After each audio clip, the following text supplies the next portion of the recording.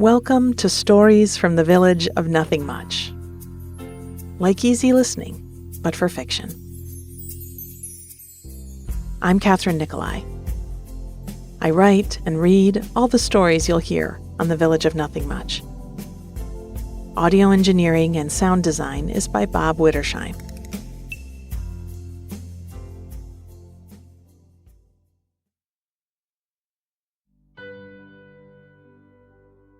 In our show notes, you'll find links to our ad-free premium version, our other shows, and some lovely, soothing merch to make your days and nights sweeter. We are back with more feel-good storytelling. Does any part of you sort of cringe at the idea of feel-good stuff? What, my friend, is going on with that?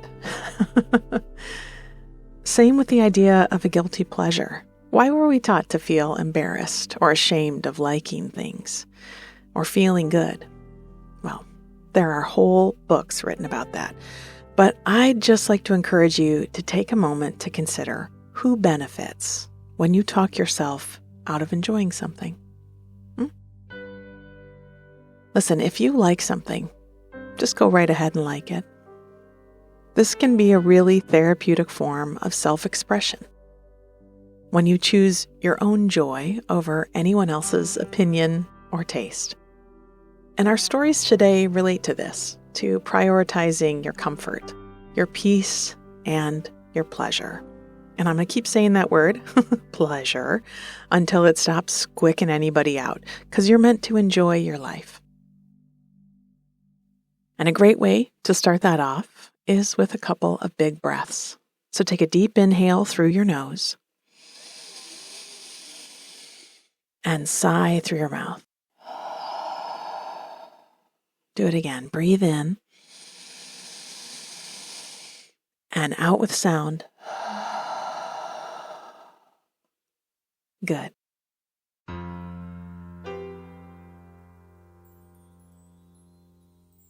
Our stories today invite you to slow down and enjoy doing very little. We'll start with the joy of missing out, where we can climb back into bed after the first cup of coffee is gone and read till our eyes won't stay open. Then we'll stroll to the cafe in downtown and sit at the table by the window while we study the menu. When the rain begins to fall, we'll be glad we've got a table for one. Finally, we'll slide our umbrella in the stand at the front door and put the big pot on the stove in a rainy day making soup. And if you stay around after the last story, I'll have some book recommendations for you, as well as my usual ramblings.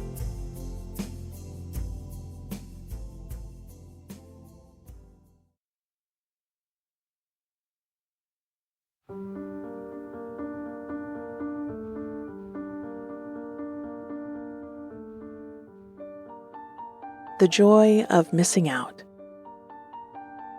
We were a week or so away from Thanksgiving, and it felt like Halloween was yesterday and that Christmas would be tomorrow.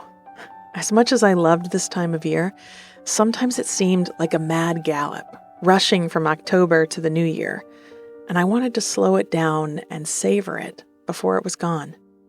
So instead of picking apples for next week's pies at the orchard, or heading to downtown to stroll the streets and watch the shopkeepers put together their holiday windows, or meeting friends coming into town for dinner, or 100 other things that I am thoroughly fond of, I am, instead, relaxing into the joy of missing out. I realized this morning as I sipped my coffee in bed that my battery had run out. I just didn't have the energy to do today. And at first I resisted it, feeling like I should push myself up and into my clothes and out the door, and that if I did, then maybe I would find the energy. But I realized even if I did, I wasn't likely to find the joy. I could put one foot in front of the other, but I couldn't put an honest smile on my face. No, I needed a deep factory reset. And in the moment I surrendered to that, I felt myself relaxing. I hadn't even realized that I'd been wearing my shoulders like earrings, tensing against the day. As I let my shoulders and my guard down, I breathed deeper and felt a warm "thank you for listening" from my body spread through my limbs. I would make no plans today, and I would cancel the ones I did have. I drank till my cup was empty, pushed it onto my bedside table, and slid back down into my sheets. They were still warm and puffed up from a night of sleeping, and I burrowed in till just my head was out. There was frost on the window this morning, and I spent some time just looking at it, watching how the light of the rising sun struck and bounced off of it. I could feel that, given its druthers, my body would not have awoken this early, and that there might be a way back into sleep. I took my book from the table and curled up around it, keeping as much of me as possible in my cocoon of blankets as I opened it and began to read. A memory from childhood ran through my mind of the first time I read a whole chapter on my own. It had been a morning like this, frost on the windows and me tucked up in bed with a thin chapter book. I remember fumbling my way through the words I didn't recognize, sounding them out slowly but determinedly until I turned a page and found a big 2, marking the start of the next chapter. I'd felt so proud. It felt like I'd reached a turning point. I could read now, all by myself, whenever I wanted. I thought of little me, smiling at her book all those years ago, and felt so tender toward her and grateful as I was still turning pages and enjoying stories all these years later. My current read was one I read every autumn. It didn't matter if I was right in the middle of another book, if I had a tall stack waiting for me beside the bed, if the pages were starting to be dog-eared and the spine cracked. Once it felt crisp and the leaves turned, I plucked this one from the shelf and I treated myself to a long dip into its world, which was full of mystery and magic and near misses and impossible love. As my eyes moved over the lines on the page, I felt my eyelids drooping. I kept starting over, rereading a line, opening my eyes again, until I finally let the book fall onto the comforter beside me and drifted. I dreamt in a swirl of snow and colors. Nothing concrete enough to form into a storyline, but with the atmosphere of Christmas. A sea of trees lit up on a mountainside, and excitement and sleigh bells. When I woke again, I felt replete. I stretched my limbs in bed and took deep breaths. At the window, tying my robe around me, I watched cars coming and going. A neighbor wrapped in a huge parka, with a scarf slipping down his back, was unpacking boxes of twinkle lights and a whole herd of reindeer onto his front lawn. I smiled as I scooped up my cold cup from beside the bed and felt how lovely it was to be missing out on all of that today. In the kitchen, I started a fresh pot of coffee and sprinkled a good bit of cinnamon in with the grounds. As it brewed, the house filled with a lovely, roasty, sweet scent, and I sent a couple messages to cancel the plans I had for the evening. I did it without the least bit of regret or guilt, just knowing I was doing what I needed to do to take care of myself. The responses came back in with little hearts and thumbs up. No one was mad. No one was expecting more of me than I could give. In fact, one friend gratefully said she decided to stay home too, that I'd given her the nudge she needed to slow down. And that's the thing about just being honest about what you need. When you do, you give others permission to do the same, and we all get a little closer to having those needs met. I thought of things I might like to do while missing out. Watch old movies, take a long, hot bath, fill up the bird feeders, do the crossword puzzle, maybe cook something, or maybe just order something tasty that could be delivered right to my front door. That sounded like plenty for a day of doing nothing much. Yes, before I knew it, I'd be putting up the tree, rushing to a holiday concert, making a New Year's resolution. Well, here was an early resolution I thought I might be able to stick to. Every now and then, when I felt the need, I would politely absent myself from the busy world and remember how to rest.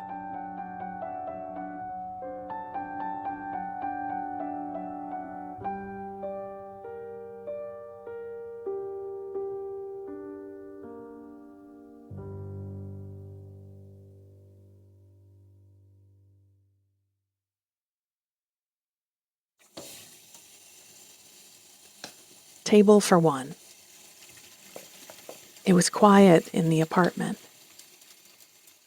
I liked playing music and often had it on while I read or did chores, but sometimes my senses felt overloaded, like I'd heard too much, seen too much, and I needed a blank canvas again.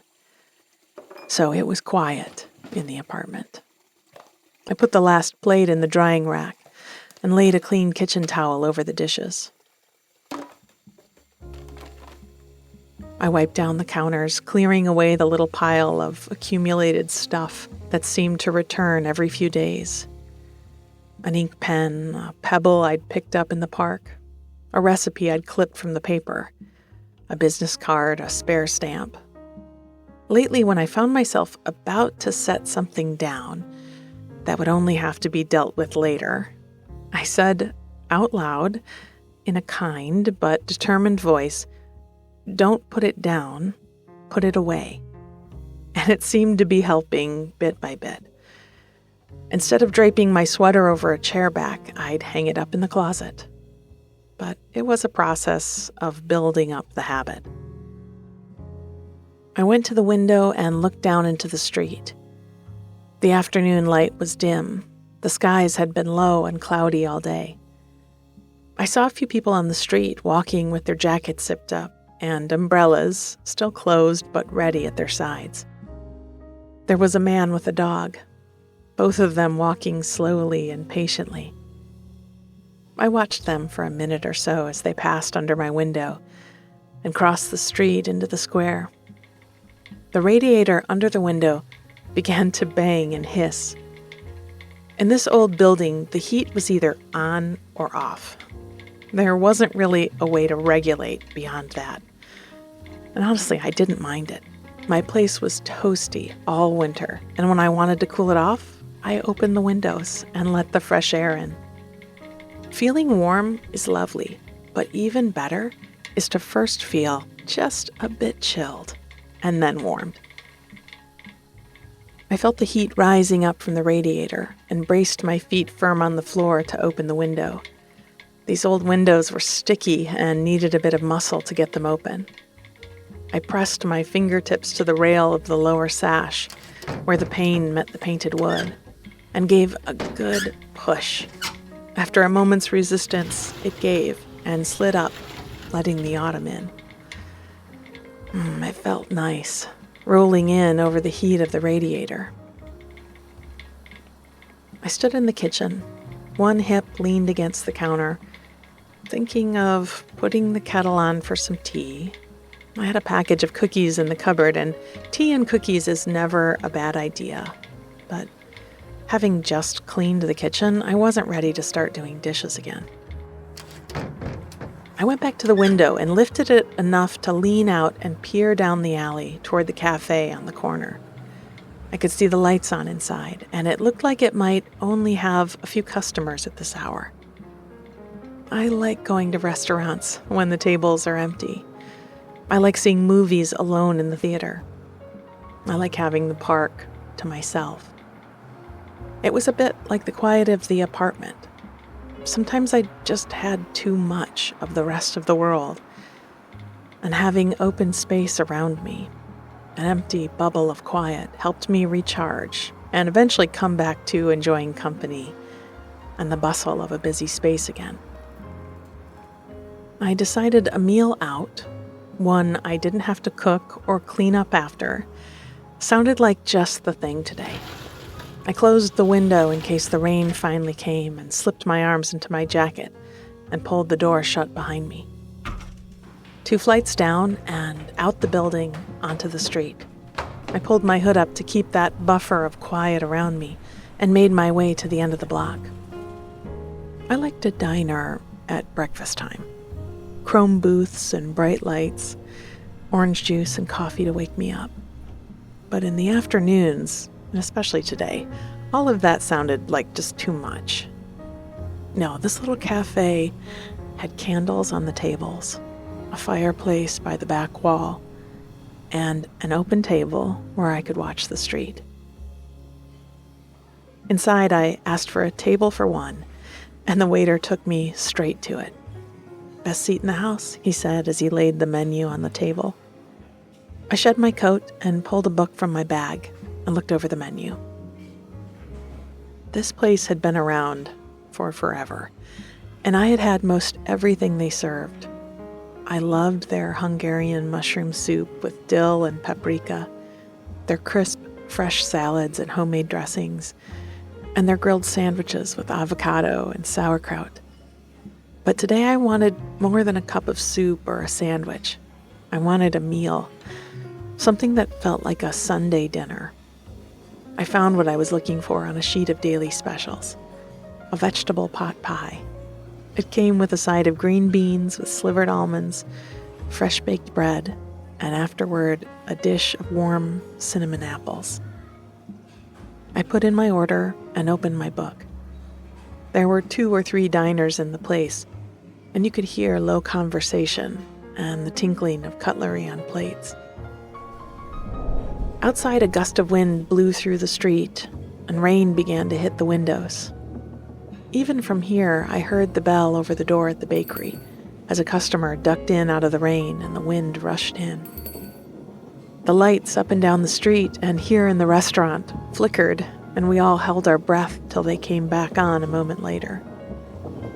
When they did, we all smiled and chuckled to each other in the way of a shared experience, of knowing without having to say what we were all thinking. My waiter brought my plate, a beautiful golden brown pie with the bright green beans and the basket of bread. I smiled up at him as the steam fogged my glasses.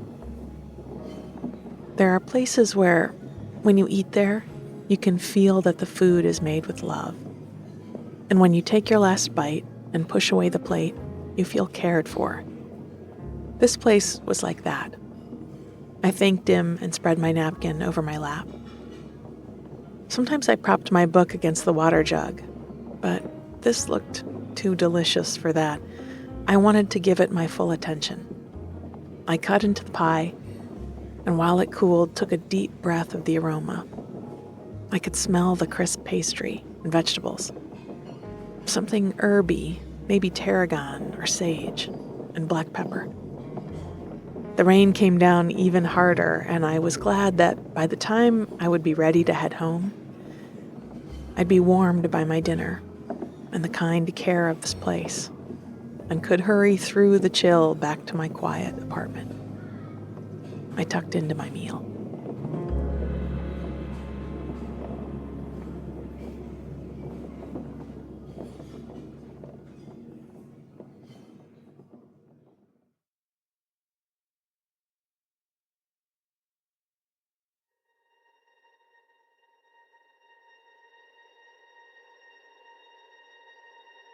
A rainy day making soup. I'd been out all day, umbrella open, going from shop to shop, finishing errands and racing through the rain. I'd bumped into an old friend along the way, and we'd stopped into a cafe for a hot drink. We'd settled into a couple of deep armchairs by the window and watched the rain come down. It was only the early afternoon, but the days were getting shorter. The skies were dark and low, and the bustle on the street was picking up as the instinct to nestle into our homes and hibernate was getting stronger. We sipped our cooling drinks and chatted away for a while. I realized I'd been hurrying all day, even though the deadlines I'd set myself were imaginary. I had time, and sitting with my friend, tasting the sweet, hot chai in my cup, I reminded myself of that. On our way back out into the afternoon, we made a date for lunch in a few days and gave each other a long squeeze. I noticed my oldest friends, when they wrap me in their arms for a hug, squeeze me fit to break my ribs. None of this leaning in with a light pat on the back stuff. And it felt like a boost, like a spark deep inside that caught and lit me up with a soft glow. Tucked under my umbrella, back in the rain, I smiled through my last few chores, and soon enough was turning the key in my front door and stepping into the warmth of home. I set down my bags, slipped my umbrella into the stand, and turned to lock the door. As I turned the bolt, I looked out at the rain, watching it running in heavy streams through gutters and downspouts, trailing down the sidewalks and coursing into the streets. I was home for the night and couldn't be happier about it. I smiled, thinking of Mr. Rogers, as I slipped out of my raincoat and into an old cardigan, changed my wet shoes for fuzzy slippers. I carried my purchases into the kitchen and set everything out on the counter. I felt that sticky habit of rushing creeping up on me again, and I stood still a second, took a big breath. You're home, I told myself. You've got the whole evening laid out in front of you. Relax. Do what you like. Good idea, self, I answered. I looked around my kitchen. I always like to have a clean slate when I cook, so I tidied away the few dishes and cups sitting in the sink, wiped down the counters, and lit the candle on my windowsill. Much better, I thought. Now, shall I have a drink of something? I started to fill the kettle for tea, but remembered a bottle of something special I'd mixed up in the fridge a few days before. I'd seen a recipe for a homemade kind of coffee cordial, made with whiskey and espresso, coconut milk, vanilla, and maple syrup. When I'd blended it up, I'd stirred some of it into a cup of coffee, and that wasn't bad at all. But now I took a rocks glass from my cupboard, added a big ice cube, and poured it straight from the fridge and sipped at it.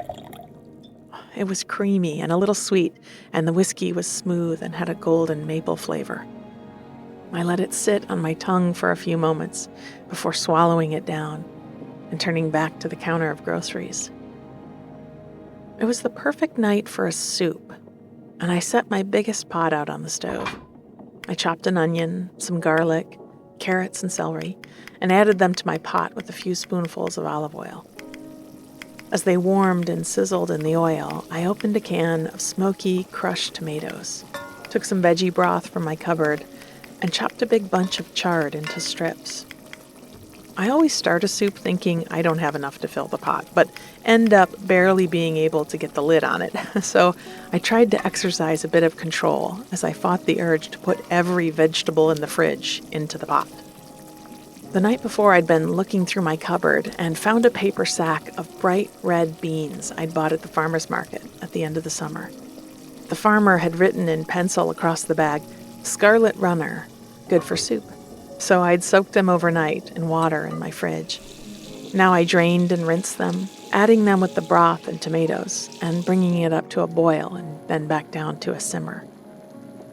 As the flavors came together, I mixed up a quick cornbread and baked it off in a cast-iron pan in my oven.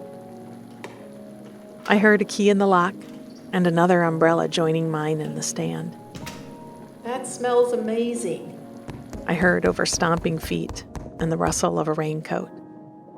I smiled and rushed out to the entryway for my kiss. That light inside sparked again, and even in the chill of the anteroom, with a cool nose pressed against mine, I was warm and rosy inside. "Dinner in a bit," I said. "Want a drink?" "Yes, please. I'll have whatever you're having." I went back to the kitchen and stirred the soup, adding in the greens and turning off the heat. I sliced a couple of lemons that I would squeeze in at the last moment. I am a firm believer that every single soup is improved by a squeeze of lemon, right before it's eaten. I peeked at the bread, a lovely sweet steam escaping the oven as I did. 15 minutes, I guessed, and I could dish it all up. I heard an old movie click on in the living room and the sound of my sweetheart stretching out on the sofa. I poured a drink, carried it into the living room, and set it down on the coffee table. I went back for mine and, stepping back into the room, heard a soft snore. I perched on the arm of the sofa, raised my glass to my lips, thinking how good it was to be home together, quiet and relaxed on a dark, rainy night.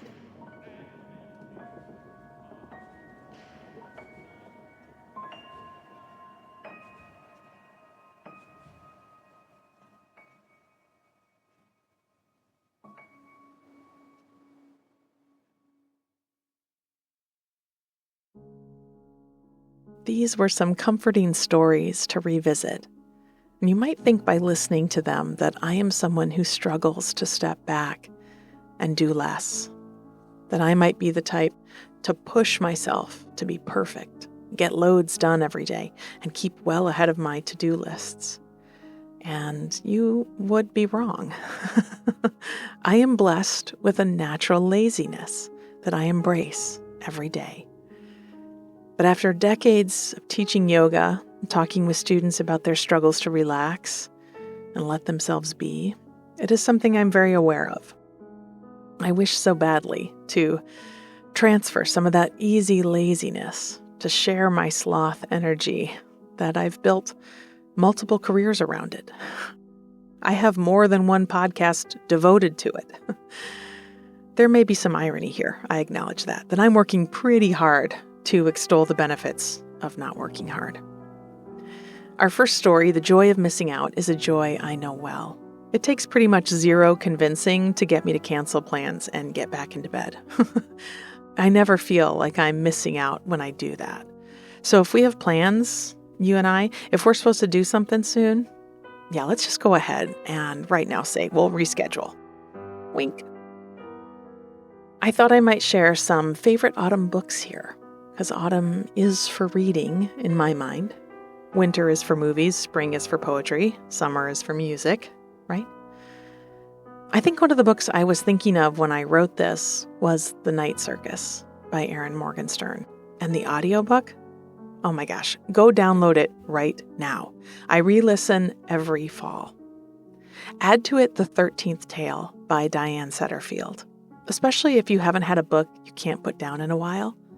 Same author, there's a book called Once Upon a River. Amazing storytelling.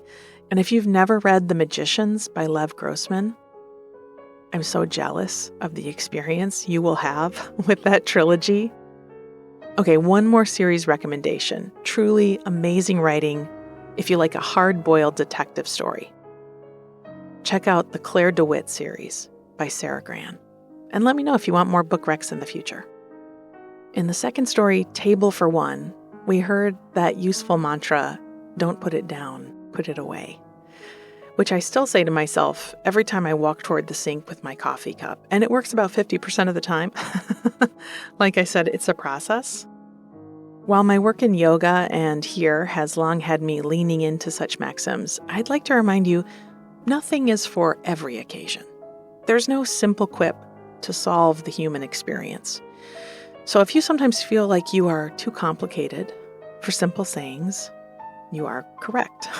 Sometimes they can give us a gentle nudge, shine a little light, but life is weird and complex and nuanced, so it's okay to color outside the lines.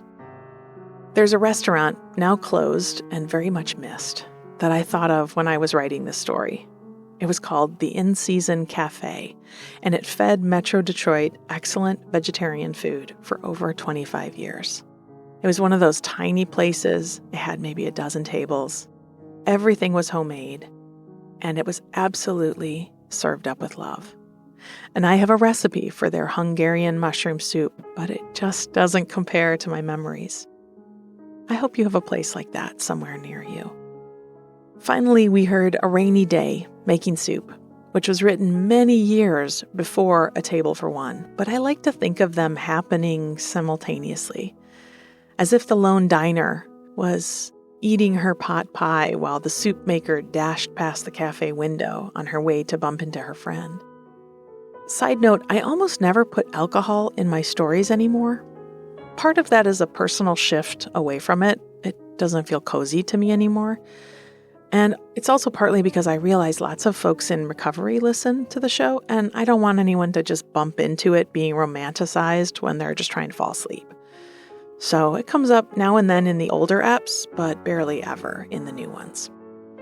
The feeling of your sweetheart dozing on the sofa while the soup simmers is one I hold in my head often if I wake in the middle of the night. It sends me right back to sleep. It is ultimate safety and comfort to me to have my dearests home and relaxed with dinner on the way. I remember that this specific idea was one I called to mind once while on a difficult meditation retreat, sitting for 12 hours a day during a cold and damp Michigan April.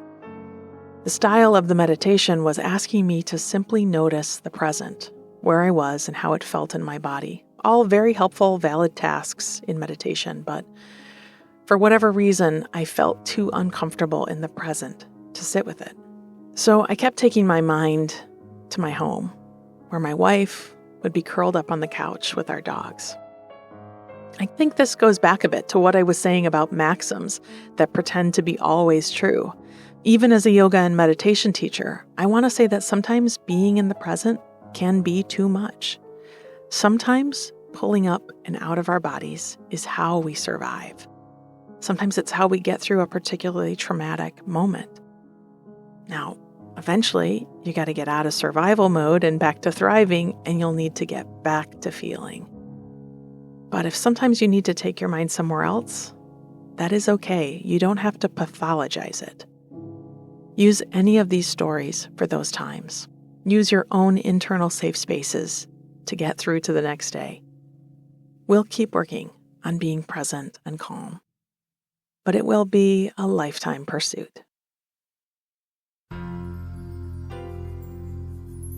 Thank you for spending some quality time here with me in the village of nothing much. If you get a little worn down this week, find yourself rushing, wearing your shoulders like earrings, please borrow some of my sloth energy. Slow down, buddy. You're doing fine. See you next week.